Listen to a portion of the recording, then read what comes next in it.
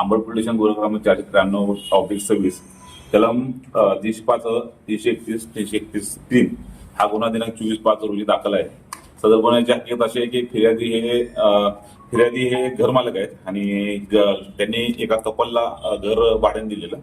त्यावेळेस आरोपी यांनी घरमालकाचं विश्वास संपादन करून ते घरी हजर नसताना त्याच्या घरातील जवळजवळ 11-11.5 तोळे सोनं घेऊन लंपास झालेले.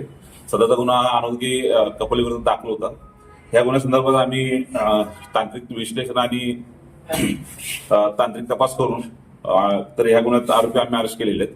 त्यामध्ये एक महिला आरोपी आणि एक पुरुष आरोपी, दोघं नात्याने पती पत्नी आहेत. आरोपीचं नाव आहे नवनीत मधुकर नाईक, वय 46 वर्ष, आणि स्मिता नवनीत नाईक. हे जे रेकॉर्डवर जे आरोपी आहेत त्यांच्यावर 2005 पासून गुन्हे दाखल आहेत. जवळपास 25 ते 30 गुन्हे दाखल आहेत आणि ऑल ओव्हर महाराष्ट्रामध्ये आणि बेंगलोर या ठिकाणी हे गुन्हे दाखल आहेत.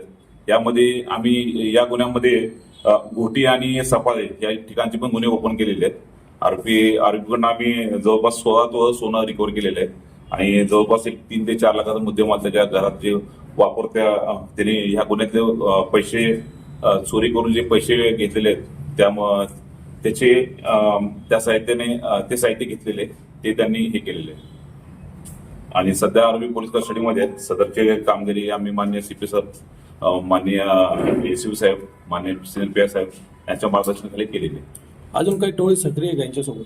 नाही, सध्या हे दोघंच काम करतात. दोघं पती पत्नी आहेत आणि त्यांचं मोडस असं आहे की एखादं घर हुडकायचं, घर शोधून त्या घर मालकाशी आणि त्याच्या मुलाशी एकदम व्यवस्थित बोलणं आणि घर मालकाकडनं लॉक घेणं की कुलूप घेऊन माझं घराचं कुलूप खराब झालेलं आहे आणि त्याची डुप्लिकेट चावी बनवणे आणि ती परत कुलूप घर मालकाला देणं आणि ज्या दिवशी घर मालक घरी नसतात त्यावेळेस त्याच्या बनट चावीने कुलूप उघडून घरामध्ये चोरी करत असतात.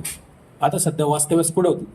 सध्या त्यांना आरोपी यांना भोसरीतून जिल्हा पालघर इथून अरेस्ट करण्यात आलेले आहे.